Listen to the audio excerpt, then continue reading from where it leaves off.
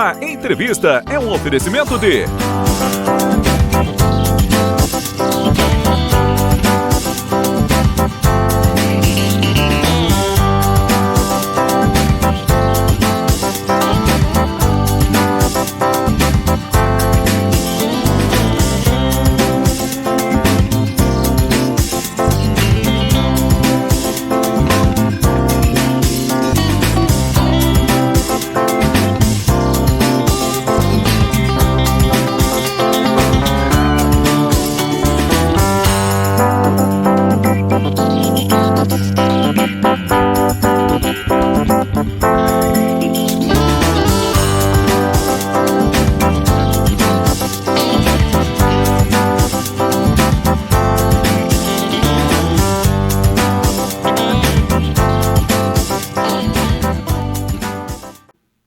Muito boa noite, você ligado nos canais da SATV. Esta é mais uma edição do Estúdio A Entrevista desta terça-feira. Você sempre ligado nos nossos bate-papos aqui na nossa entrevista. Hoje o nosso convidado é Alberto Lengert, que vai contar um pouco da sua trajetória, né, de trabalho, de vida, da vida cooperativa, da vida pública aqui junto ao município de Itapiranga. Muitas histórias bacanas, experiência no exterior também. Vai trazer muita informação legal para você. Aproveita, você que nos acompanha sempre, tem pessoas que assistem todos os programas, eu agradeço muito sempre pelo carinho, pela audiência, por também nos dar um feedback durante a semana das entrevistas, bem legal. Grande abraço a todo o pessoal que nos acompanha. Aproveita agora para curtir e compartilhar, você que está no Facebook, compartilhar este programa para mais e mais pessoas poderem estar acompanhando e conhecendo um pouco das histórias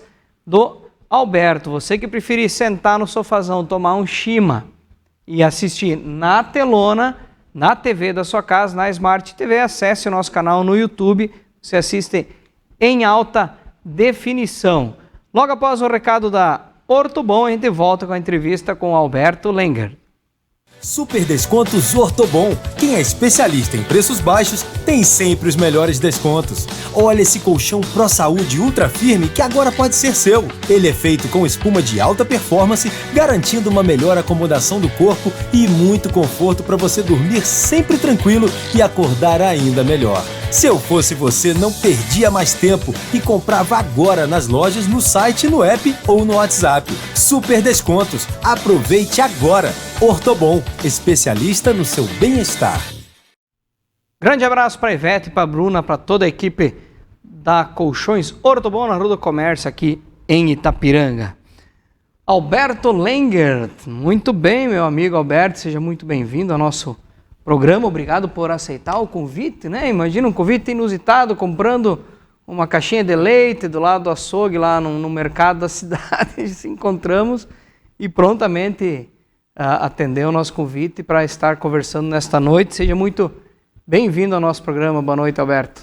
Boa noite, Gustavo. Boa noite a todos que acompanham este programa. Para mim, uma alegria, até gratidão aí em poder participar desse programa que a gente também sempre acompanha, pelas entrevistas e pelo programa que é. E, claro, sempre conhecendo história de outras pessoas, que é muito importante também. Cada história tem o seu detalhe diferente, uma coisinha legal, um fato interessante que o pessoal gosta de acompanhar, conhecer um pouco mais. Mas, Alberto, quem é Alberto Lengert? Bom, o Alberto vou me definir como bastante extrovertido, né? Então, aquele menino nascido em Linha Becker, né?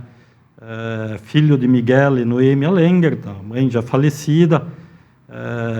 Tenho mais 5 irmãos, né? 4 rapazes e uma menina. A última, então, irmã a Luísa, a menina, foi muito esperada também na família. Mas assim, um cara simples e batalhador, né? Sempre aprendemos desde pequeno a trabalhar nas atividades da propriedade, né? Então, assim, sempre foi uma propriedade com diversas atividades, tanto lavoura, suinocultura, bovinocultura de leite e também, por um período, avicultura, né? Então, dentro dessas atividades, a gente, desde pequeno, sempre participou e trabalhou. E, claro, também a vizinhança, naquele período, também sempre era um pouco mais numerosa, então, anos à noite, eram uns gritos e juntava a turma para jogar uma bolinha também. A propriedade de vocês ali perto da entrada para a linha Cotovelo, naquela região ali, entrada né? de Cotovelo, São Ludgero ali. Isso, naquela bem no alto, no chato lá da... Muitos conhecem pelo Santo de Paula, né, que tem a cruz que era esculpida pelo meu avô, que tinha lá, né, e, hoje ela foi transferida um pouco de lugar também, o acesso lá mudou um pouco, né, mas é ali mesmo. E além de assoviar e juntar toda a turma, como é que era essa infância na Becker? Estudo era ali na comunidade mesmo? Isso, nosso estudo primário era na comunidade e o nosso, ainda sou do período que nós começava indo na aula, não sabia falar português, né? Então só falava alemão e o português a gente foi aprendendo, claro. Como eu sou o segundo filho, já aprendi um pouco do mais velho, né? Então, mas praticamente a gente em casa só falava alemão e ia para a aula também com poucas palavras em português. E isso tudo a gente teve que aprender na escola, né? É diferente. Eu mesmo, eu lembro que mesmo morando na cidade, falava alemão até ir para o jardim, né? No jardim que começa, no nosso caso tinha jardim aqui na cidade, a gente começou a aprender a falar português. A vizinhança, você falou vizinhança grande, para brincar, então não precisava muita ali cerimônia. Sempre, claro, a gente juntava aí a turma e fazia sempre o joguinho de bola. E os domingos, então, era correr pelos potreiros, era empurrar pneu, era largar pneu nas ladeiras abaixo e fazia esse tipo de brincadeira, né? Então, e claro, depois, bem mais tarde, quando começamos daí sair de linha Becker, o ginásio era em Santo Antônio, né? O estúdio Santo Antônio, aí ganhamos uma bicicleta, dava 5 quilômetros linha Becker a Santo Antônio. Na época não existia o ônibus escolar, existia a linha normal pela fronteira, mas nós íamos de bicicleta para a aula em Santo Antônio. E aí, em momentos também, domingos, a gente curtia, juntava a turma que tinha bicicleta e fazia os rolês de bicicleta já na época, né? Hoje está vamos dizer que não digo moda, né? Mas hoje muito mais praticantes. Mas naquela época era com as Monarch mesmo, né? Isso, Monarch e a Caloi, né? Caloi, barra circular. Barra circular, né? Então era pouco, mas me lembro também de uma tal de Odomo, né? Uma bicicleta mais rústica, assim. Mas a mais famosa era a Monarch. Para subir o morro para ir a Santo Antônio na escola não tinha a primeira marcha, né? Não tinha, era empurrando mesmo, né?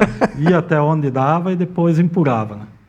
Alberto, você teve o ginásio, então tu fez Santo Antônio, mas tu teve a oportunidade depois de seguir esse teu estudo, de fazer um médio logo em seguida de sair do fundamental, que hoje chama do fundamental, né? De sair do 8º ano já direto para o ensino médio? É uma questão assim, que até o pai incentivou sempre muito a questão de estudo e devo dizer que eu nunca fui muito de estudar, né? Mas em casa seu pai sempre dizia, vamos fazer um colégio agrícola e depois vocês também vão descobrindo se vão servir para atividade rural ou não, mas quem fica também para cuidar da atividade rural tem que ter sua formação, né? E o meu irmão mais velho, Aloysio, já estava no colégio agrícola, então, saindo da 8ª série, logo daí fui para o colégio agrícola em Sé de Capela, que era regime de internato, né? Então, passando 3 anos lá, internado no colégio agrícola. E como é que foi? Você está dando uma pequena risadinha, como é que foi essa época lá, então? Porque o internato, ele tem, lógico, os irmãos lá, quem tocava, né? Os padres, os padres, era rígido, né? questão da disciplina e tudo mais, mas sempre tinha aquela turminha que fazia um pouco mais de barulho, né? E tu era de qual turma? Dos certinho aqui no Padre ou mais barulhenta, vamos dizer assim? Na verdade, assim, eu fui para o colégio com 13 anos, né, fazendo 14, e o que acontece? Nós saindo do interior, não tinha... Vinha para a cidade para vir no dentista, né? Muito mais não, né? Então, vir para a cidade naquela época realmente era turismo, né? E então o colégio agrícola, assim, tu chega lá, nossa turma eram 3 turmas de primeira série, eram 90 e poucos alunos, né? Então, eram praticamente aí, vamos dizer, conhecia um e outro, mas tudo gente nova, mesmo os de Itapiranga, que também a gente não conhecia. Então, foi uma experiência, assim, totalmente diferente. O quarto, nosso alojamento, ele tinha 16, né? Eram 8 beliches, então, imagina, não tem como sempre estar tudo em silêncio, né? E claro, aí... Assim, toda essa questão foi uma experiência e foi algo, assim, de momento chocante, né, que tu nunca tinha te passado na cabeça, né? Os chuveiros, isso era um salão aberto, né? Todo mundo tomava banho no mesmo momento lá e era algo totalmente diferente do que até ali a gente tinha vivido, né? E aí a gente foi se soltando, né? Então... É uma questão, assim, de um aprendizado que a gente também foi incorporando, mas sempre trazendo de berço, né, muita questão. Então, a gente sabe que no colégio também vinha muita gente de cidades, né, não era só filhos de agricultores, e esse já com muita mais experiência em algumas coisas e que a gente não compartilhava e também se afastava, né, disso. O colégio agrícola, ele formou muita gente na nossa região, e muitos que a gente já entrevistou participaram do colégio agrícola. E olhando hoje, você que é pai, hoje, no mundo de hoje, tu pegaria sua filha de 12, 13, 14 anos, colocaria no internato no colégio agrícola? Muito difícil, né? É uma questão assim, acho que hoje também muita coisa evoluiu, mudou, né? Que na época, eu me lembro de ter escrito cartas, né? No colégio agrícola para mandar para casa ou para amigos, para ex-colegas do tempo de ginásio. Era uma coisa assim, a comunicação era isto, né? Os pais, eles tinham essa mais tranquilidade em mandar o filho? Como é que tu imagina? Eu assim, na época, a questão do colégio agrícola também era, como ter colocado, né? Eram os padres jesuítas, claro, o irmão Celso também estava na época lá, né? É muito conhecido também aqui em Itapiranga. E era muito rigoroso, muito regrado, né? Toda essa questão, né? Então, essa é uma parte assim muito muito boa, né? Nós aprendemos a cumprir horários, toda a questão. Ou tu ia naquele horário almoçar ou ficava sem almoço, né? Mas também à noite, né? Sempre tinha pessoas que acompanhavam todo o processo, né? Então tinha noites que eram livres, tinha noites que eram para os jogos, mas tinha as noites de estudo, né? Então, tu ia na aula de manhã, ia na aula de tarde, e, 3 meio-dias por semana, então, era prática, né? E você fazia o rodízio nas atividades. Então, quando tu estava na atividade suinocultura, naquele mês, tu praticava na parte de suinocultura, quando era avicultura, bovinocultura de leite, horta, agricultura, tudo isso tu ia fazendo durante o ano, esse roteiro, né? E as famílias, elas confiavam nos padres para deixar seus filhos, vamos dizer, não digo pequenos, mas adolescentes, ir para um colégio desses, né? É que na época, assim, também já um pouco, toda essa questão de seminário também, né, para estudar, como não tinha muita oportunidade na comunidade ou comunidades vizinhas, o pessoal saía, né, então, antes de ser colégio agrícola, parte de seminário, também muita gente foi ali no seminário, depois foram para outros lugares, né. Então, assim, estava na cultura essa questão do internato, de quem queria sair, ou queria estudar, tem que sair, né? E era uma das formas, né? Era uma das alternativas. E depois do colégio agrícola, mais um, para dizer, um internato militar. Aí veio os 18 anos, né? O momento do alistamento, e tive a oportunidade de então 13 meses passar no Exército Brasileiro, né? Foi aqui em São Miguel do Oeste, até entrei para a seleção, que na época eles, principalmente o pessoal que ia servir para Brasília, eles eram selecionados, era questão de altura, físico, tudo. Eu entrei para essa seleção, mas não tive muito interesse em fazer parte disso, né?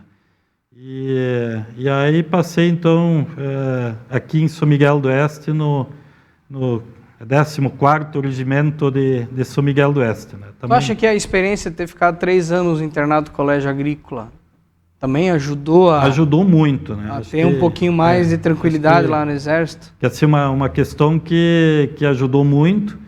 E a disciplina do colégio agrícola, né, vou dizer assim, tu até podia às vezes se contrapor, mas no Exército a resposta era sim, senhor, né? Então era mais rígido ainda, né? O Exército, eu não tive, não sei se eu digo prazer ou não tive essa experiência, né? No nosso ano todo mundo foi dispensado, mas muitas pessoas que a gente conversa, eles falam que no início é um pouco difícil, mas depois vai tranquilo e aprende, principalmente essa questão disciplinar, né? O Exército tem isso até hoje muito presente, né? De ter essas pessoas, de disciplinar os jovens, enfim, tu também ter esse amor e servir a pátria também, né, Alberto? Não, exatamente, acho que assim, os 3 meses iniciais é um treinamento mais geral, né? E depois, daí, você ia mais para a tua atividade na qual você era incorporado, né? Eu fui motorista do Major, destinado, então, a partir daí, você pega essa função de motorista e cuida da tua viatura e de toda essa questão.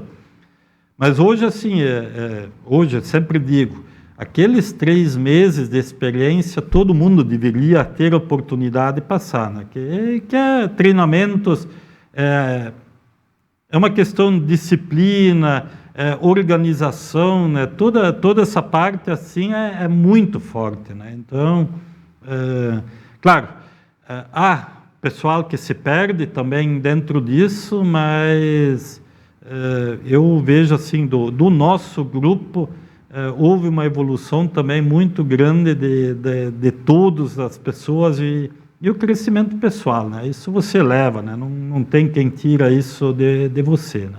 Você podia fazer um curso de 3 meses de treinamento aberto, né? Exatamente, acho que... fazer, se aguentar, né? Mas, com certeza, é uma coisa boa. E, voltando do Exército, você teve a oportunidade de estudar um pouco mais, de fazer na verdade, curso? Assim, já... Como foi diretão? Assim? Eu saí do colégio agrícola e voltei para a propriedade, né? Mas eu sempre gostava de números e nunca tive muita dificuldade nessa parte de matemática e essa parte de números. Contabilidade, eu gostava, né?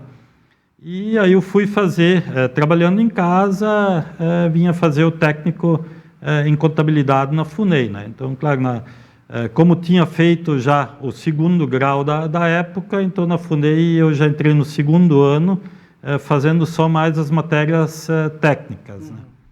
E Só que daí, isso foi em 89, me formei em 88 no Colégio Agrícola, 89 então fiz o segundo ano de contabilidade, em 90 eu fui para o Exército, então suspendi esse período, em 91 eu fiquei até março no Exército, mas eles permitiram que todo dia eu pudesse sair mais cedo, teve mais alguns colegas, né?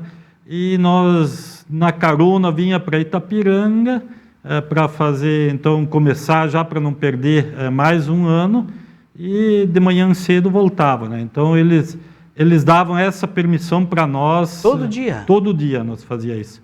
Então, a nossa carona de manhã sempre era fixa, era com um caminhoneiro que ia todo dia para Xanxerê buscar farelo de soja, e a volta sempre era também na carona, e ia lá no trevo.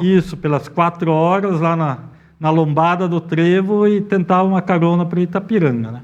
Então, vocês iam todo dia para estudar aqui? Todo dia para estudar. Mas foi ali o quê? Uns 2 meses? Foi um mês, acho que começou metade de fevereiro até final de março, daí nós saímos do quartel e aí voltei também para a propriedade, né?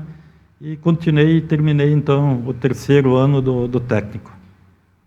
Alberto, vamos fazer um pequeno intervalo para depois nós entrar na vida profissional além da propriedade, né? Vamos a um recadinho da Intersul Estofados.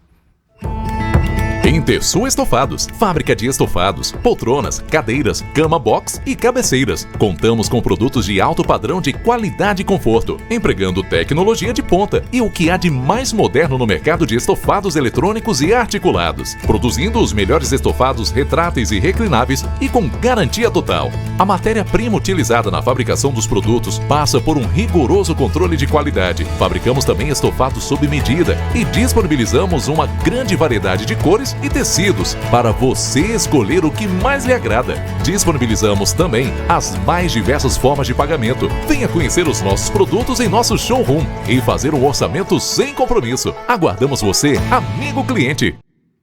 Grande abraço ao nosso amigo Aleluia da Intersul, que final de semana teve feirão, mais uma vez, um feirão de sucesso aí de imóveis, de estofados na Intersul, aqui na linha Laranjeira. O CEF também, o CEF aqui de Itapiranga. Um grande abraço ao nosso amigo Sorgato, que a semana passada lançou sua pré-candidatura a deputado, né? Então, grande abraço, sucesso ao Sorgato da UCEF, o CEF aqui de Itapiranga, de Chapecó, de São Miguel, de Caçador, o CEF de Frederico Westphalen, a nossa universidade, onde o Alberto se formou na época de FAI, eu me formei também na época de FAI, que hoje é o CEF. Grande abraço a toda a equipe. Box Informática e Segurança, você que tem um computador, notebook para fazer manutenção, leve até a Box Informática aqui na rua São Jacó, fale com o Kega, que ele vai resolver o problema do seu computador, da sua máquina também. Toda a parte de segurança, vídeo monitoramento, alarmes, ele também instala para você. Neda Telecom, internet e telefonia via fibra ótica, né? Aqui na nossa região. Internet com vários planos para sua família, sua empresa. A Nedel, que atende toda a nossa região, atende muito bem, o nosso sinal chega até a sua casa através da Nedel. Grande abraço ao Henrique Nedel, a Nedel aqui na Avenida Beira Rio, próximo aqui do nosso estúdio. Central Tintas também, toda a linha de tintas, vernizes, tinta acrílica, esmalte, mais de 4.000 cores à disposição. Você quer colorir sua casa, sua empresa, um ambiente diferente, vá lá, fale com toda a turma da Central Tintas, na Avenida Uruguai, aqui em Itapiranga. E a Francar Motos também tem um recadinho para você.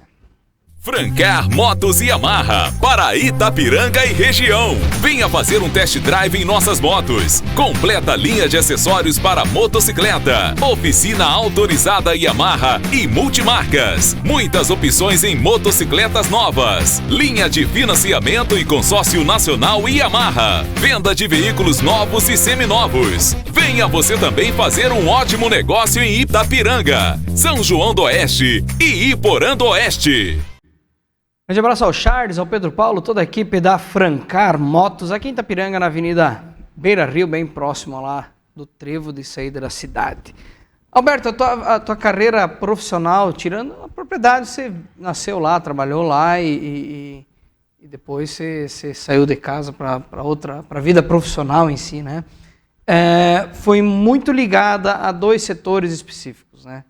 A maior parte, cooperativas, né? Cooperativismo e serviço público também. O teu primeiro trabalho fora de casa, fora da propriedade, já foi numa cooperativa?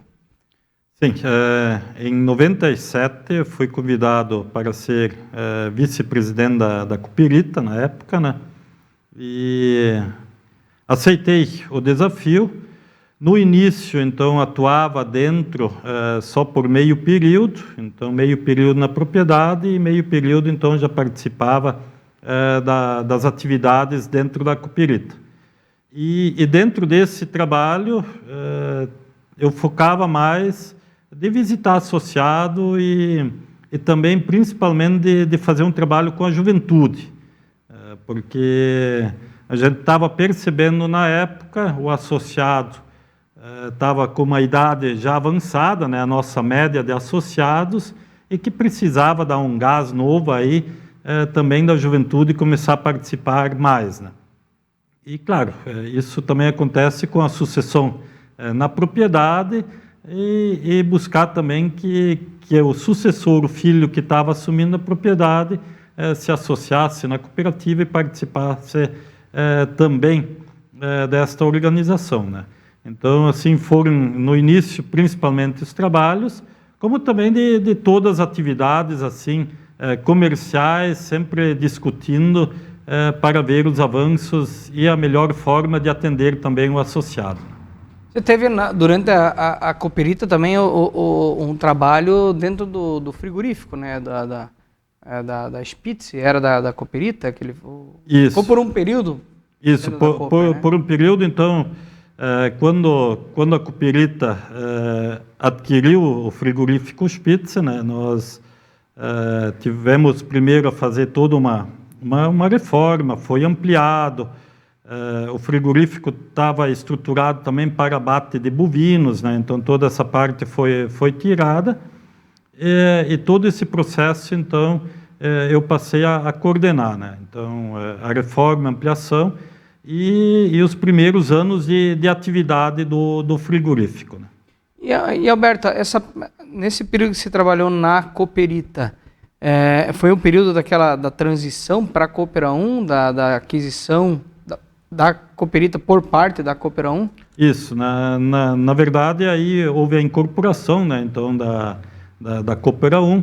A Coopera 1 ela já surgiu da fusão da cooperativa de Palmitos com a de Descanso e depois então incorporou a Cooperita, né? Foi nesse período, né, a questão da Spitz, também, quando entramos em atividade, aí, pegamos exatamente o período de uma crise da suinocultura, né, e como a Cooperita tinha a campo todo o estoque de abate de suínos, e era um período aí que se estendeu bastante tempo com a questão da crise da suinocultura, né? E isso, então, culminou também a buscar a incorporação com a Coopera 1, que depois definiram eles por um período, eles mantiveram a Spitz, depois que ela foi, então, repassada para a Mabela, né? Mas ali foi uma incorporação, a Coopera 1, tipo, abraçou a Cooperita e colocou dentro do nicho, ou houve uma venda por parte da Cooperita? Não. É chamado de incorporação, né? Juntou. Isso, juntou, né? Quando se diz, quando é fusão, aí pega as duas, junta e cria uma nova, né? E a incorporação, uma que existe, incorpora a outra, né?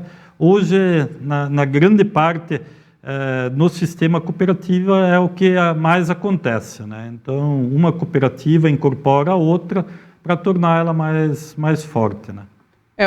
Hoje, analisando hoje, Alberto, foi uma decisão acertada? Olha, eu vejo assim, olhando um pouco para trás, toda a indústria de Itapiranga teve que ter pessoas um pouco loucas, né? Vamos dizer, o Hilário, no pensar de colocar uma indústria de embutidos finos, ele teve um sonho e botou esse visionário, sonho... Né? Visionário, né? E também teve seus problemas que aí foi com que não conseguiu mais tocar esse sonho dele, né? E a Cooperita também, naquele momento, viu que transformar a matéria-prima suíno que ela tinha e agregar algo nisso, isso ia fortalecer a cooperativa, como também todo o município, né? Mas aí a crise da suinocultura, que muitas vezes é uma questão, não está nas nossas mãos, né? É uma questão internacional, mas para uma empresa pequena piora porque ela só atua daí no mercado nacional, né?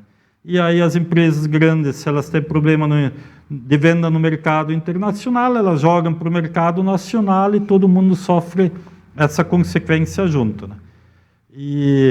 Mas hoje, assim, analisando de Spitzer, do Hilário Bruxel, para Cooperita, Mabela e o JBS, Itapiranga, toda a região saiu ganhando muito. Quer dizer, se não fosse ter esse sonho, vamos dizer, meio maluco do Hilário na época, porque era uma pessoa que estava bem, aposentado, dentista, né? Tinha sua atividade, não... tranquilo. Mas deixou algo para Itapiranga, e é uma questão que eu reconheço hoje muito. Assim, se nós pegar a JBS, na época Safrita, né?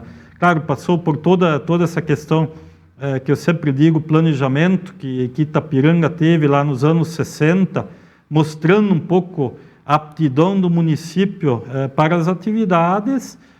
Isso fez com que pessoas buscassem, dedicassem, não, nós vamos exatamente investir nisso. Tem gente que investiu, nunca mais teve retorno. Colégio agrícola também é uma questão, né? Foi projetado para ser seminário, depois virou colégio agrícola. Mas quantas pessoas se formarem e puderem melhorar a sua atividade, melhorar a vida das suas famílias. Assim, hoje Itapiranga é exatamente por causa dessas pessoas, e isso nós precisamos continuar. E a própria a Coopera 1, ela também, com o tempo, deu um up em toda a questão aqui da nossa cidade também, né? Com oferta de produtos, serviços e tudo mais. Também ela incorporou a Cooperita e deu um up, vamos dizer assim. Exatamente, com certeza. Acho que o município, os associados acabaram ganhando com isso, né? Juntando a cooperativa ficou maior, mais forte, então ela teve também no mercado, para vender o produto do associado, condições melhores. E assim uma condição melhor também de fazer compra, né? E aí, claro, a nível de Estado, a junção de mais cooperativas, a própria FECOAGRO, que é a união de todas as cooperativas hoje, ela importa insumos, né, faz compra em conjunto para várias cooperativas, o que faz com que o preço também para o associado fica melhor, né? E, inclusive, a Coopera 1 hoje ela tem uma grande fatia da Aurora, né? Sim, com isso ela também se tornou uma das maiores cooperativas, e a participação na Aurora também aumentou, né? Então, e com isso ela pôde também colocar mais produtos, né? Que a Aurora hoje é que industrializa o suíno, aves e o leite, tendo também uma fatia maior de participação nisso, dando oportunidade para mais produtores botarem suínos, ampliar a atividade de leite, né? A avicultura da Aurora aqui foi encerrada, né? Na época até tinha, mas em função de distância, tudo, e também JBS, houve entendimento que Itapiranga não seria mais o foco nisso, né? Tanto que a JBS fechou aqui essa região, né? Sim. Até tem um programa deles específico que fechou a região como Algo parecido com essa palavra, que foi para até questão sanitária, exatamente, né, de aves, né? E tudo mais, que faz com que a nossa indústria pode exportar, pode vender para qualquer país do mundo. Tudo tem um porquê, né? Um porém que foi para o benefício. No fim, reverte tudo para o município, arrecadação, né? Mais verbo para você trabalhar. Alberto, saindo, então, tendo essa fusão com a Coopera 1, você acabou saindo e sendo convidado para ir para a Aurora. Isso. Como é que foi esse processo? O que tu foi trabalhar na Aurora, que também é uma cooperativa, né?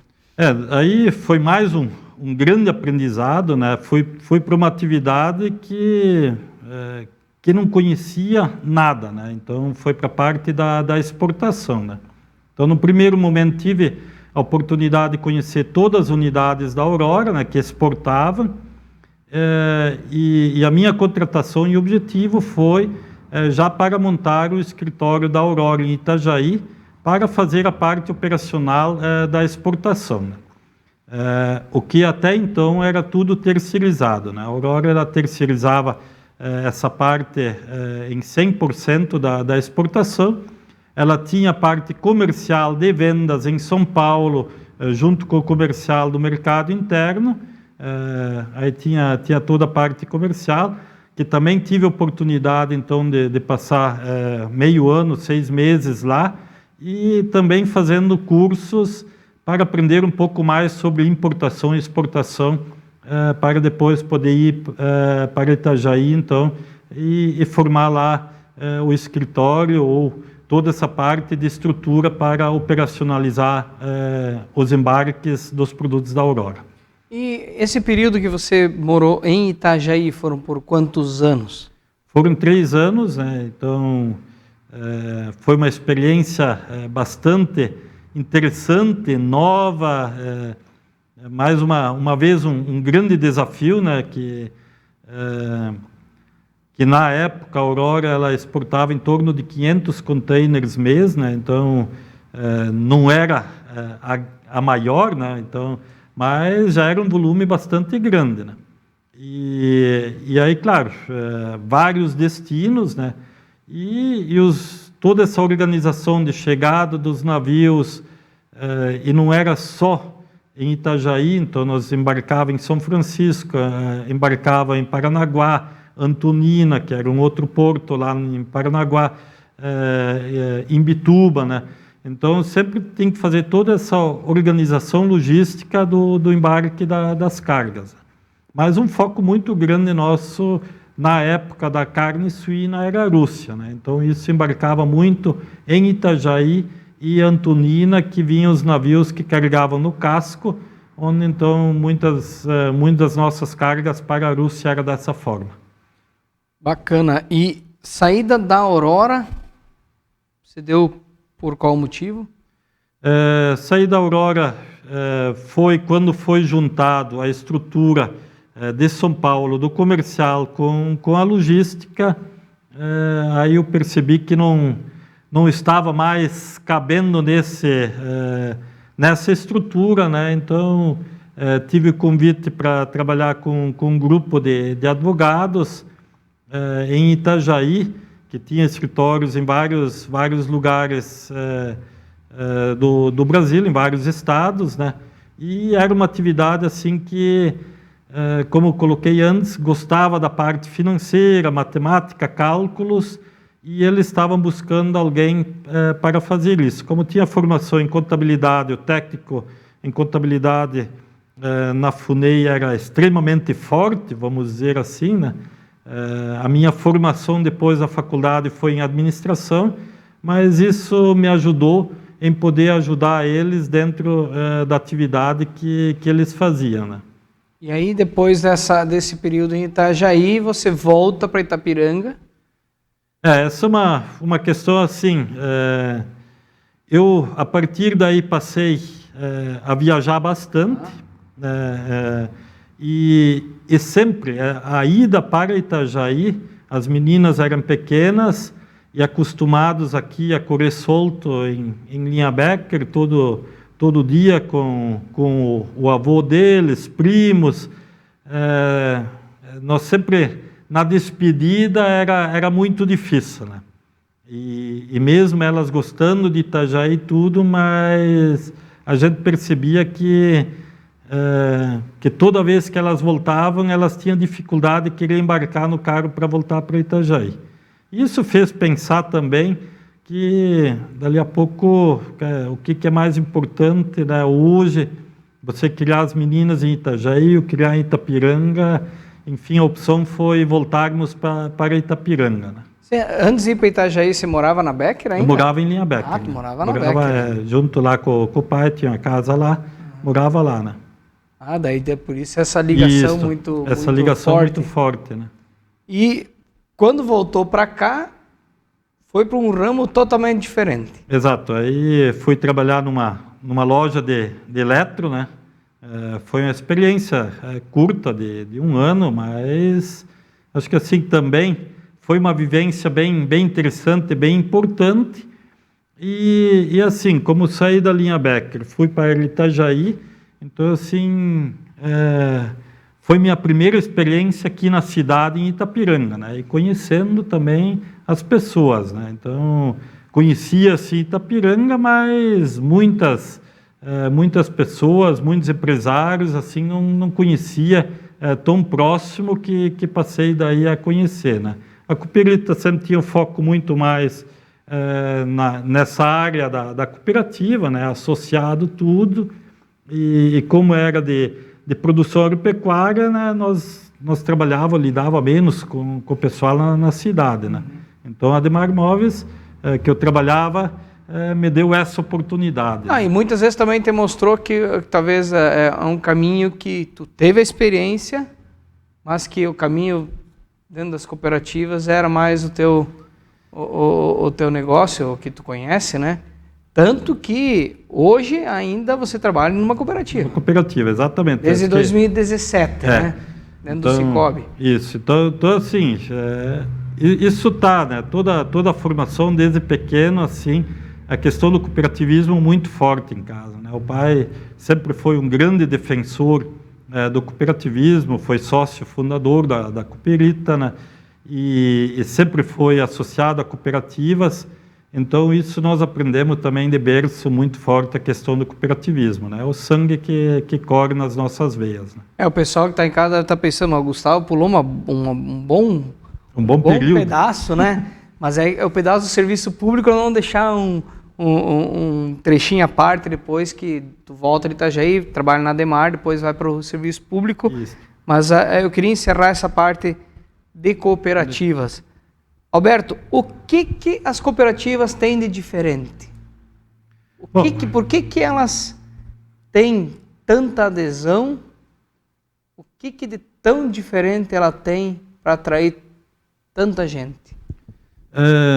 Eu vejo assim que há uma justiça financeira muito maior no cooperativismo, né?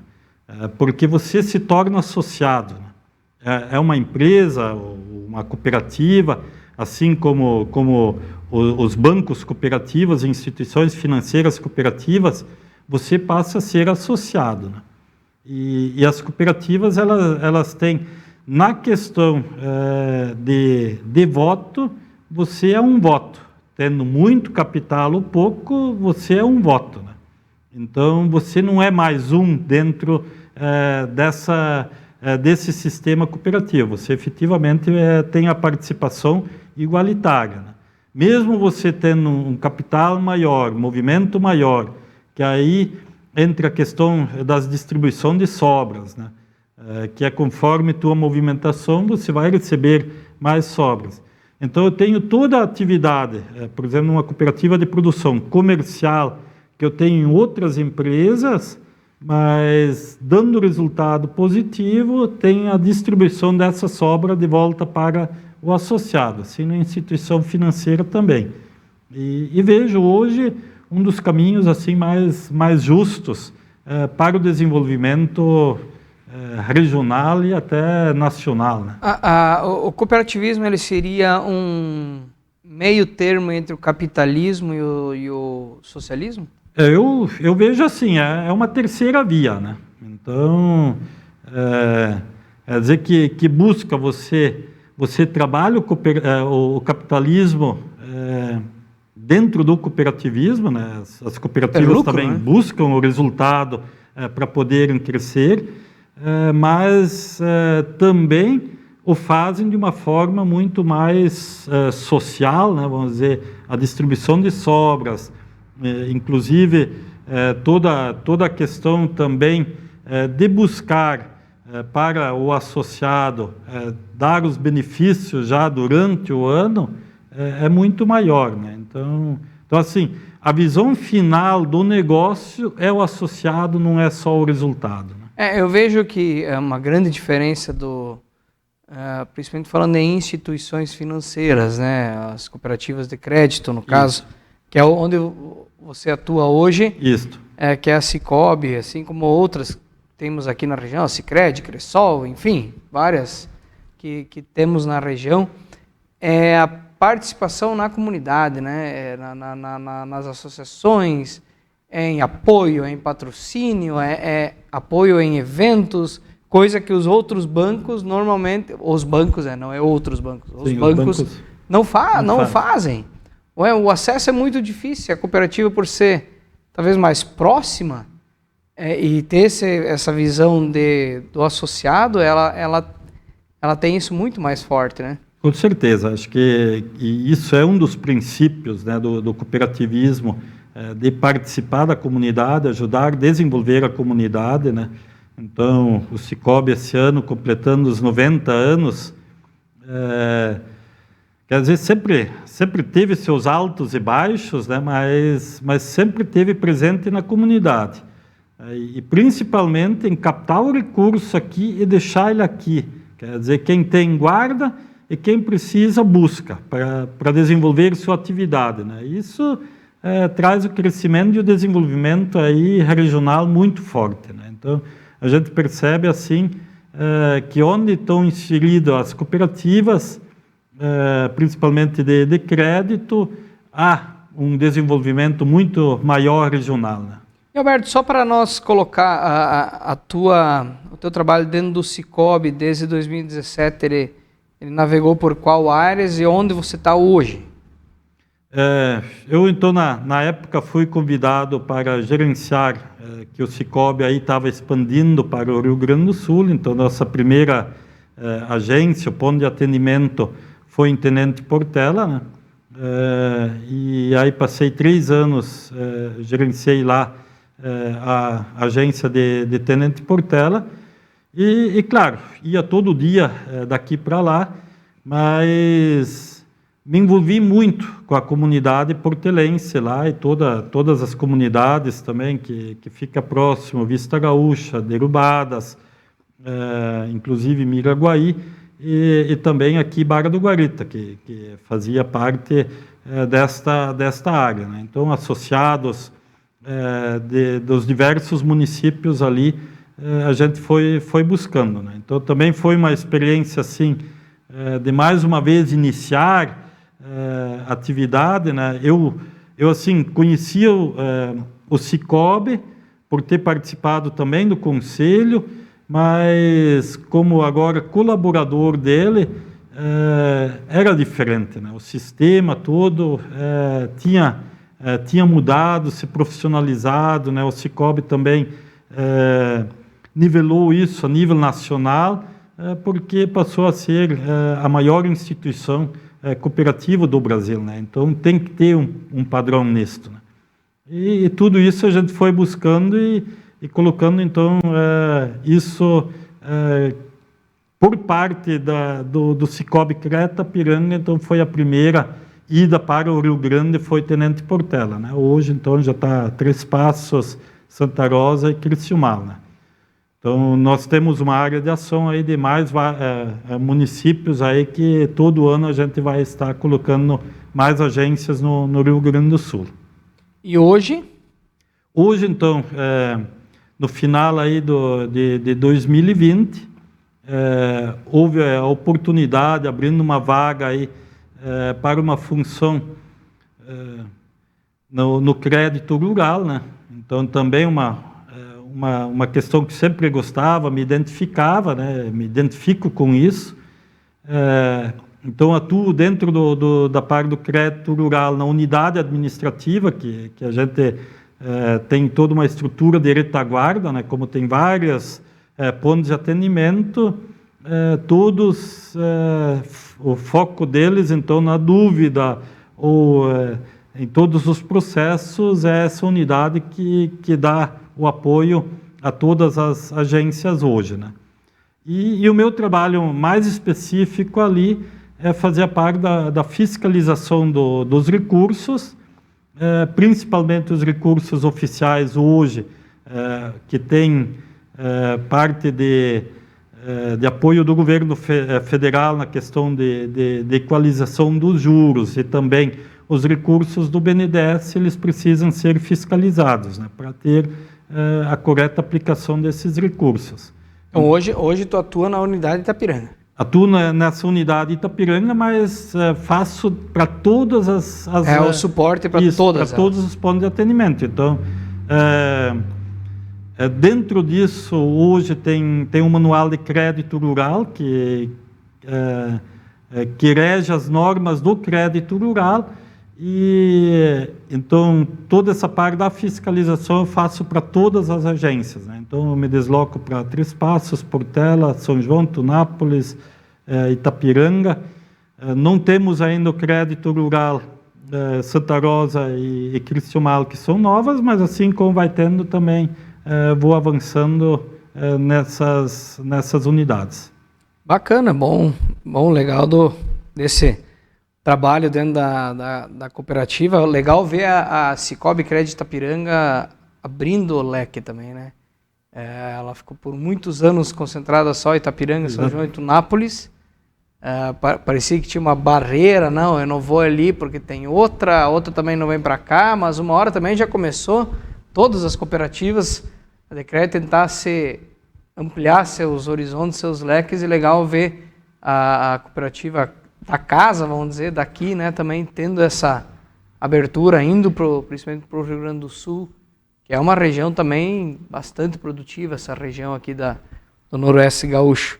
E a ideia é expandir mais. Exatamente. Então, na verdade, hoje, a nossa central ela é a central de Santa Catarina do Rio Grande do Sul, e ela tem delimitado, então, os municípios e dividido, né, porque são as cooperativas de Santa Catarina que estão se expandindo para lá, né? Então, a nossa co-irmã Oeste Cred, ela pegou uma região, assim, a de São Miguel, a de Chapecó, né, todas têm suas regiões no Rio Grande, onde elas vão estar expandindo. O que é dentro do Cicobi. Isso, dentro do Cicobi tem suas regiões, né? Suas regiões.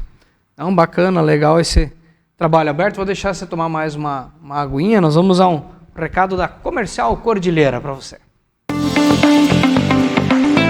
A Comercial Cordilheira está localizada em local de fácil acesso às margens da SC 163, em linha Cordilheira. Um comércio completo para atender às principais necessidades da comunidade regional. Aqui você encontra completo mercado, produtos agropecuários e loja de confecções. O mercado oferece um mix completo de produtos com preços bem atrativos. Na agropecuária, você encontra fertilizantes, sementes de milho e pastagem, medicamentos veterinários, ferragens, botas de borracha e EVA. Somos representantes de rações da marca Agrobela, produto de qualidade e resultado garantido para a produção leiteira. Muita variedade, qualidade e com os melhores preços da região você encontra no Comercial Cordilheira, a loja que veste toda a família. Grande abraço a toda a equipe da Comercial Cordilheira, aqui da linha Cordilheira, Lírio, equipe, grande abraço. Berwanger Contabilidade, despachante do Roberto, Berwanger Gritzmann, corretora de seguros no centro aqui de Itapiranga. Você que precisa fazer um seguro para sua casa, seu carro, vá até a Berwanger Gritzmann, corretora de seguros, fale com o Cristiano, faça um bom negócio com ele aqui no Centrão, né? Do ladinho do Cicobi aqui de Itapiranga fica a Berwanger Gritzmann, corretora de seguros. Digital System, película, som, acessórios automotivos, tudo que você precisa para o seu carro nessa linha, você encontra aqui na Digital, na Avenida Beira Rio. Abraço a Cris, Abraço ao Rodrivan, muita experiência, produtos de primeira qualidade, sempre muito bem instalados, funcionando perfeitamente na Digital System, som e películas e acessórios. E também Arte em Pedras Kummer, do nosso amigo Luiz Kummer, da linha Popi. Visite lá a propriedade do Aloysio, lá onde você vai encontrar o ateliê onde ele trabalha com as pedras, faz todo o trabalho de arte dele, e também o showroom, onde você pode comprar uma lembrança aqui de Itapiranga. Muitas das pedras que tem lá são pedras aqui da nossa região, que ele trabalha, faz toda a arte dele. Arte em Pedras Kummer, entra na linha Pupi, segue as plaquinhas, você vai encontrar a propriedade do seu Aloysio. Grande abraço, obrigado pelo apoio. E Nutri Mais, saúde animal, do nosso amigo Marciano Balbinotti, é o representante aqui para a região. Você que tem bovinocultura de leite, bovinocultura de corte, são produtos especiais aí para seus animais da sua propriedade. Nutri Mais, saúde animal, Marciano Balbinotti, nosso representante aqui da região. Alberto, você teve algumas oportunidades alguns anos atrás de fazer algumas viagens, algumas visitas técnicas, principalmente na Europa, também aqui no Paraguai, aqui do lado também. O que você conheceu lá e o que se aplica hoje aqui, ou ainda mesmo 20 anos depois, tem coisas que não é possível talvez aplicar aqui no Brasil? O que tinha de tão diferente na Europa para ir lá conhecer? Bem, numa das viagens foi a convite da OCB para conhecer a formação de adultos na França e também na Itália, né? De que forma, por exemplo, o adulto está formado, é agricultor, como é que eles continuam a formação dele, ou como é que é o processo de formação dele para continuar tocando a atividade e também tendo renda, né?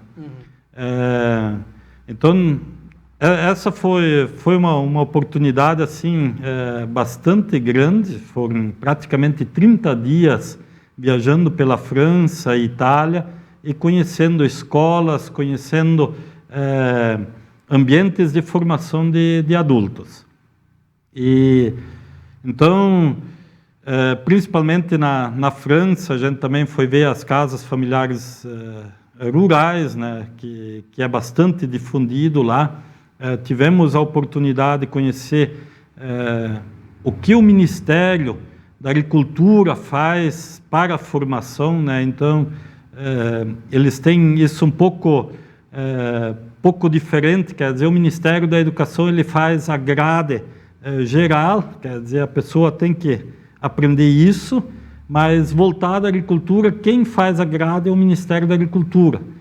Por causa da tecnologia, ela vai avançando muito rápido, a educação não conseguia acompanhar isso. Então, a parte da agricultura, o Ministério ia evoluindo isso de uma forma muito mais rápida dentro das grades escolares, para estar logo também repassando essas tecnologias, né? O que vejo e não existe hoje ainda lá, e assim ficou muito presente, é a organização de toda essa parte da agricultura, principalmente assim, que eu vi mais de perto na França, mas na Alemanha depois também tive a oportunidade de ver isso, nessa organização, né? O produtor ele tem cota, ele não pode estar saindo produzindo conforme o desejo dele, ou o preço está bom nisso, está naquilo, eu vou agora deixar de plantar soja, vou plantar milho porque o preço está melhor. Não, o governo controla isso de uma forma para não bagunçar, vamos dizer, o mercado interno deles, e até para cuidar, para eles produzir o que eles precisam, né? Então isso lá sim é muito mais organizado. Então, mais ou menos assim, o Alberto ele não vai produzir milho. Se o governo quer que ele produza soja, ele vai produzir soja numa quantidade X. Exatamente. Então, assim, num produtor de leite que mais explicou isso e passou para nós, né, ele tinha uma cota de produzir 300 mil litros de leite ano. Então, ele podia produzir um percentual a menos e a mais. Dentro disso, ele tinha que se manter naquele ano. Se ele fosse produzir muito a mais, ele tinha que, além de produzir a mais e entregar, ele ainda pagava uma multa sobre isso para o governo poder exportar esse leite, né? Então, subsidiado para ele poder jogar esse leite, então, para o mercado externo. Então, o pessoal trabalhava para efetivamente ficar na cota. Se ele passava a produzir muito menos, ele perdia a cota, né? Então, eles faziam média de alguns anos e ele acabava perdendo cota.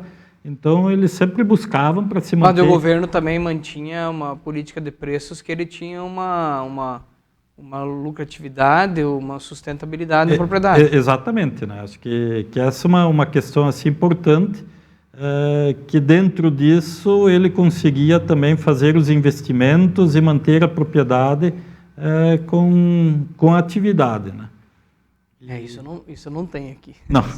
E a questão, assim, o Brasil tem muitos subsídios, né? Eles lá têm menos, mas subsídios de formas diferentes, né? Então, o governo incentiva de formas diferentes também essa parte da agricultura, né? E no Paraguai, o que você... No Paraguai, mais fomos conhecer lá outras cooperativas. Aqui a Cooperita, na época, ela importava muito farelo de soja, né? E aí tivemos a oportunidade aí de conhecer as cooperativas parceiras e conhecer um pouco mais essa extensão do Paraguai, principalmente essa área produtiva, né? E era uma cooperativa, uma região colonizada muito por alemães também, né? Então assim, foi uma oportunidade também de conhecer um pouco além da ponte Será que hoje a gente tem uma visão, não digo ruim, não é a palavra certa, mas uma visão equivocada do Paraguai? Porque tu fala em Paraguai, a primeira coisa que tu pensa é contrabando, é pirataria, produto barato, mas lá para dentro, vamos dizer, tem vida lá para dentro, né? Tem. E assim, pela região que o Paraguai se situa dentro da geografia da América do Sul, deve ter umas terras bem parecidas com o Paraná. Exatamente. Plano, praticamente assim... Terra vermelha. Isso, uma extensão dessas terras do Paraná, né? Então tem muita área produtiva. E a gente também sabe de muitas jovens que saíram daqui e foram desbravar lá no Paraguai, né? Uhum. Então, mas essa região mais que eu pude conhecer lá, é uma região realmente que veio muita gente da Alemanha mesmo, né? Filhos de agricultores, e passaram a desenvolver lá, né? Uma região bastante forte, né? E até esses dias estava lendo aí umas reportagens que realmente no Paraguai tem várias colonizações alemães bastante fortes e o que hoje produzem bastante, né? O povo do Paraguai, os nativos que eles dizem, eles nunca desenvolviam a agricultura de uma forma comercial, né? Era muito mais de subsistência, né? Os Guarani, como os Guarani, né? Os Guarani do Paraguai. Mas, Alberto, como é que foi a tua entrada para o serviço público? Como é que foi esse convite e esse desafio de ir para o serviço público e ir para a prefeitura? Você que trabalhou praticamente cooperativas e um pouquinho na questão da iniciativa privada, mas entrar para o serviço público, como é que foi isso? Na verdade, começou por um convite para ser candidato a vereador, né? Isso em 2008. E assim, a família também era sempre envolvido na política, principalmente o pai, né? Bastante nessa parte. Pai também tinha sido o pai tinha sido candidato também no momento anterior, né? E eu aceitei esse convite, né? Até porque eu sou assim de também buscar experiências novas e entender um pouco esse processo. E esse processo tu só entende quando você participa, né? Hoje eu vejo um pouco assim, né? Na política ou você se envolve ou então Fica totalmente fora, né? Então não tem muito meio termo nessa questão, né? E aí veio o convite para assumir, então, na época, a parte da indústria e comércio, né? Que também foi uma experiência assim nova para mim. Essa estrutura também não existia. E, claro, conhecer todo o serviço público, que é muito diferente do privado, né? O privado, você deu vontade ou você teve um projeto diferente, você executa, né? No serviço público, tudo passa por uma legislação, por leis, por autorizações, para poder fazer. E além de orçamento, né? Que também todo ano é aprovado, né? Pela Câmara de Vereadores, né? Pelo Legislativo. Então, assim, toda essa questão também, no começo, tive que aprender, entender como funcionava. Então, hoje tem assim um pouco, digo, né? O quartel, todo mundo deveria ter essa experiência, e assim o serviço público também, né? Muita gente fala do serviço público, mas no momento que você está lá dentro, você passa a entender e conhecer ele de uma forma que você não tem essa visão lá fora, né? Então, nem tudo pode, né? Então, assim, muitas vezes... tu pode tudo aquilo que a lei deixa. Que a lei deixa, né? Então, claro, você pode também, muitas vezes, estar buscando regulamentar, através da lei, isto, mas sempre é um processo mais moroso, mais difícil, né? Então a tua entrada, ela basicamente se deu através da via política mesmo, né? Isso. Como dentro de uma conjectura política da época de coligação e tudo mais, né? Mas você navegou dentro da prefeitura em também em vários setores diferentes, né? Começou na indústria e comércio, mas também assumiu secretarias. Isso. Então, depois aí tive o convite para assumir a Secretaria da Agricultura, né? Então, fiquei lá também por um bom período. Num governo, então, fui convidado a ser chefe de gabinete. E depois disso, voltei de novo para a Secretaria da Agricultura, né, que vagou ali, e voltei para a Secretaria. E com a saída do secretário, eu assumi, então, também, depois, mais tarde, por um período de 2 anos, a Secretaria de Finanças e Planejamento, né, que também me identificava muito, né, toda essa questão de orçamento, de você ter projetado, você ter que seguir isso, isso sempre me despertava muito, essa questão de entender isso melhor, né? E acho que pude ajudar muito também nessa parte aí, em vários projetos aí que a administração estava tocando naquele momento, né? Se tu olhar a indústria e comércio, que hoje é uma secretaria, né? De desenvolvimento econômico, Isso. se não me engano. Planejamento e agricultura, qual delas é mais difícil de trabalhar? Acho que assim, as secretarias dependem do recurso, né? Então existem os recursos que são destinados e obrigatórios, educação e saúde, e a outra parte aí é brigada, vamos dizer, em todas as outras secretarias, né? Então, tem a de transportes, é uma secretaria muito importante. A de transportes, como o nosso município é muito agrícola, ela meio que se funde com a Secretaria da Agricultura. Mas a de administração, então, que tem toda essa outra parte administrativa, né? Água, toda a parte de saneamento, urbanismo, né? Toda essa questão também é uma secretaria extremamente importante. Mas a de planejamento e finanças, acho que assim foi a mais desafiante, né? Porque aí você tem o orçamento e tem que conseguir distribuir ele para todas as outras secretarias, né? Qual é a mais importante, né? Todo mundo, quando está na pasta, frente à pasta, ele quer fazer algo e quer tornar a secretaria dele importante, então essa briga, acho que de certa forma briga, mas é uma briga gostosa, né? De todos os sectários também estarem buscando de fazer o melhor, né? Então, nem sempre é possível tu fazer tudo que você consegue fazer, porque o recurso é finito, né? Então, o 100% assim, né, está ali, né? Tem também a Secretaria da Assistência Social, né, que hoje eu vejo assim, o poder público tem exatamente também essa função de buscar e atender nessa parte social, né, as pessoas mais vulneráveis. Então assim, tu está investindo em algo, mas que retorno traz? Não, mas você não tem que ter sempre, no serviço público, ter essa visão de efetivamente retorno, né?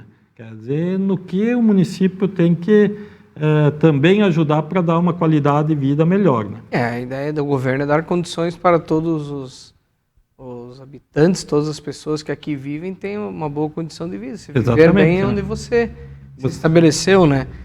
Lógico, o assistencialismo demasiado, né? Também ruim. não é bom, né? Eu acho que o principal, a gente sempre fala, é você dar o anzol, dar a vara, dar as condições, né? Talvez a minhoca.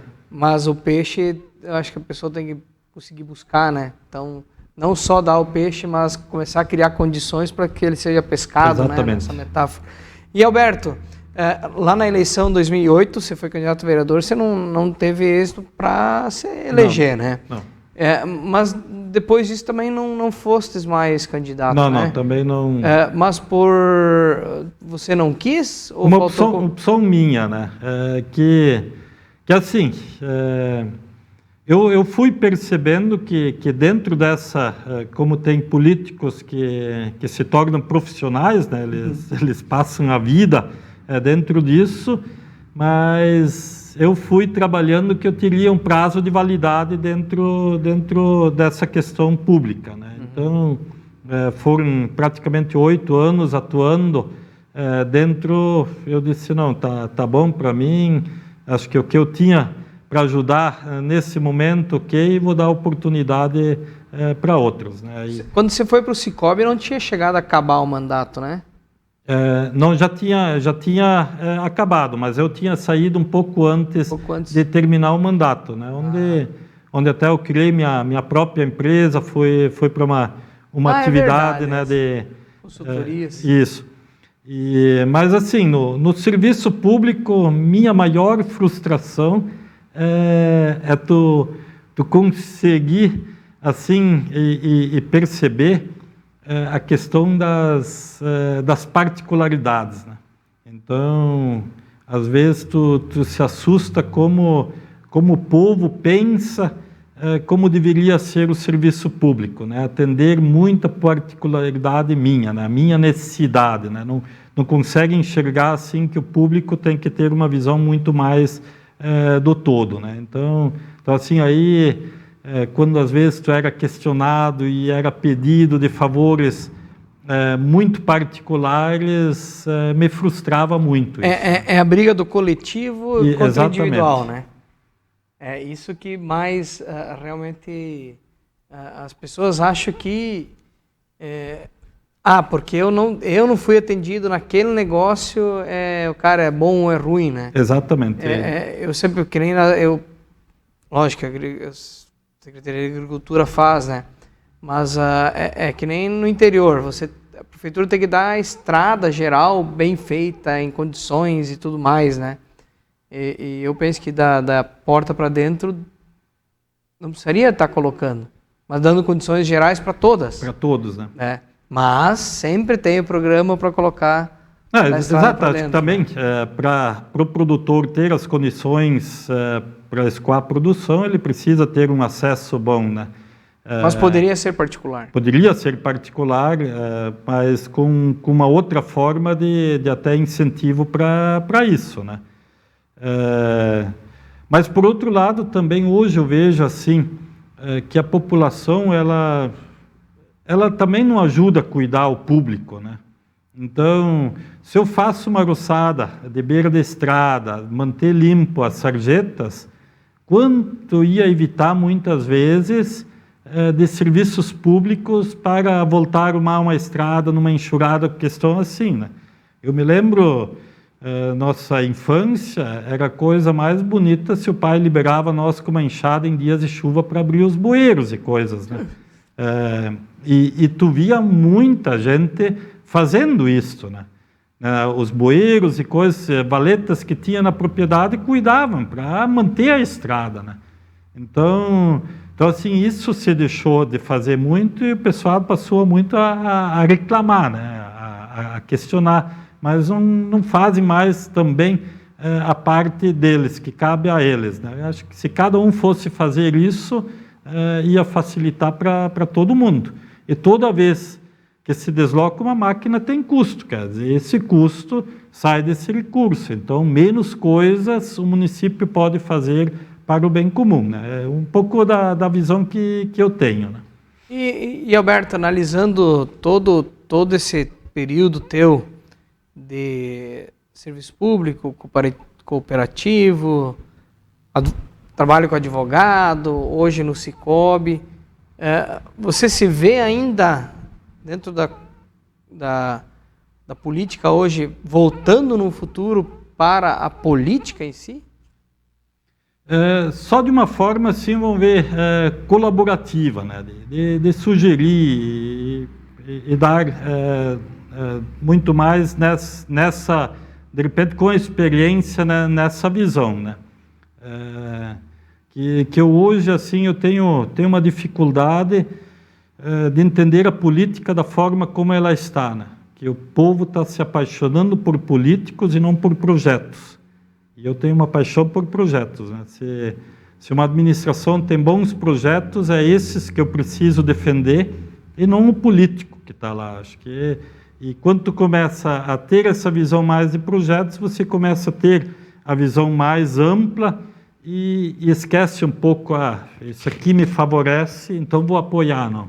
Quer dizer, o que é melhor para o município num todo, né? Então, acho que teve momentos assim, que teve incentivo muito forte na agricultura para ter aplanagens, continua tendo, é importante, né? É o desenvolvimento, traz recursos, e hoje assim vejo, não existe nada que dá um retorno mais rápido do que você incentivar para colocar um chiqueiro, um aviário, né? Porque ele é construído dentro de um período curto, já começa a produzir, já começa a entrar no movimento econômico e começa a ter o retorno disso, né? Há uma discussão de área industrial, eu tenho uma visão totalmente diferente. Acho que, assim, o município tem que ter uma política de incentivo, mas a área industrial tu vai concentrar, tu vai gastar muito, e hoje Itapiranga eu não consigo ter uma localização de uma área de terra que seja para a área industrial, tu começa a mexer... ou sobe ou desce. Ou né? sobe ou desce, né? Então, porque a área industrial ela precisa ter um terreno maior. Então, eu acho muito mais... para mim, o entendimento melhor é você incentivar... O Alberto quer colocar uma indústria em Linha Becker, lá está apropriado, ele tem sua área de terra, e aí entra outra coisa, quando eu compro a área de terra por um valor, o município vai comprar esse valor, já dobra, né? Então assim, do município ter uma política de incentivo a isso, precisa ter. É semelhante ao que foi feito com a Laticínios Itapiranga. Exatamente. Que o nome comercial é Laticínios Porto Novo. Porto agora, Novo. né? Foi dado um incentivo específico, aprovado pela Câmara de Vereadores, para a instalação daquela indústria. Ela tem os seus deveres perante ao que o município colocou, mas ela comprou a terra, ela fez, Exatamente. ela construiu, né? Tudo mais. A contrapartida vai vir através dos impostos e a geração de empregos e a meta que ela tem estabelecido para atender. Para atender isso, né? Com um limite. Tinha um limite de incentivo, até tanto... Se tu tem uma área industrial, ela já não cabe na área industrial. Né? Já não cabe. Ou vai impedir outros investimentos na área industrial, né? Então assim, aí se for falar em área industrial, o que deveria ter por segmento, né? Então, uma área industrial para o setor de imóveis, uma área industrial para metalúrgico, algo assim, né?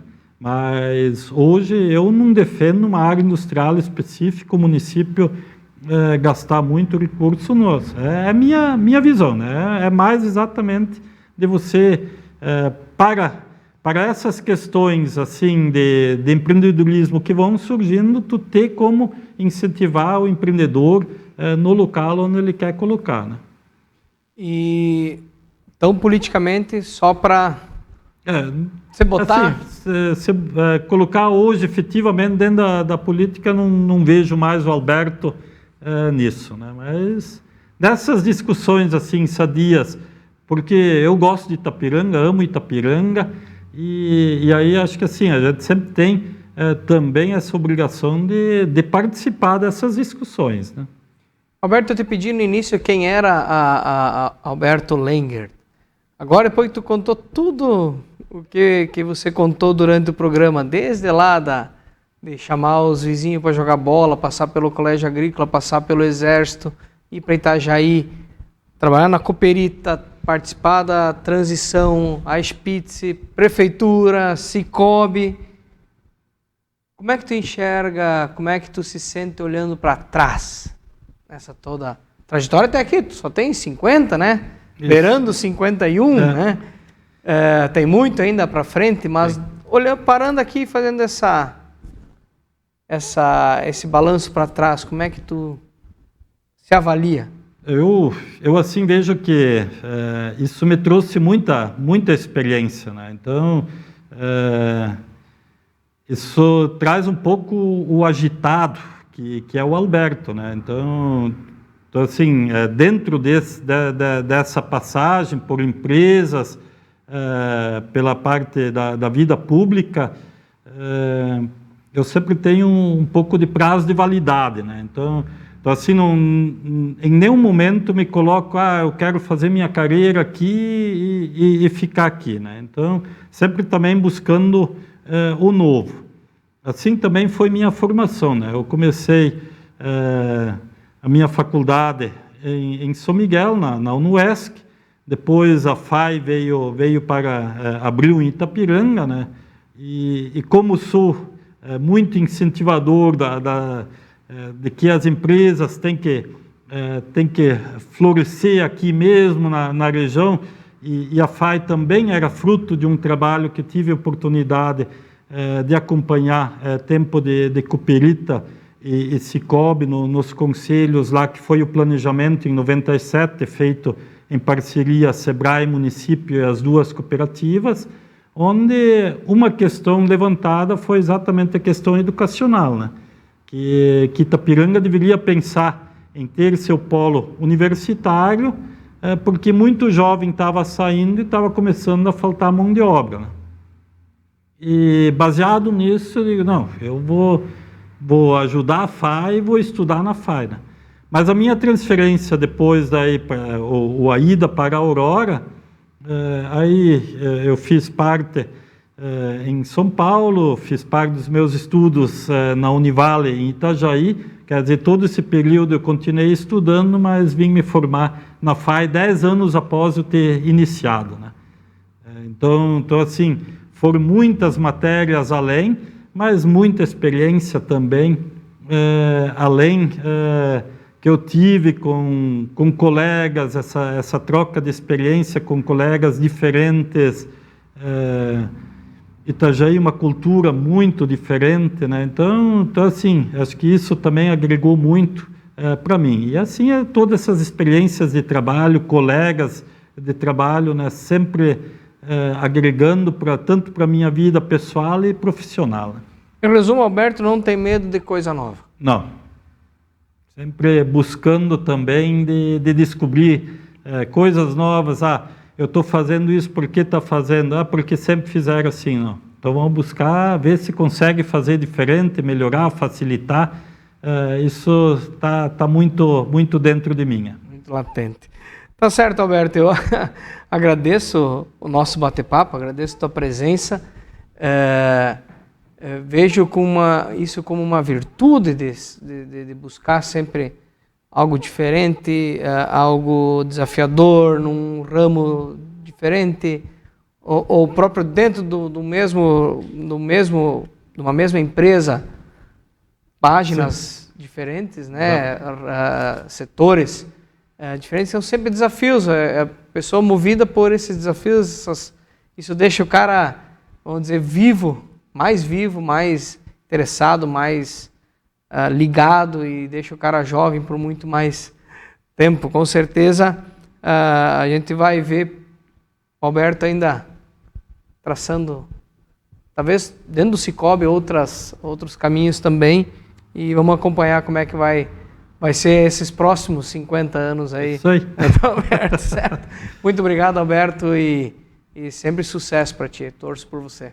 Obrigado, Gustavo, e obrigado mais uma vez pela oportunidade. Aí também desejo mesmo para ti muito sucesso.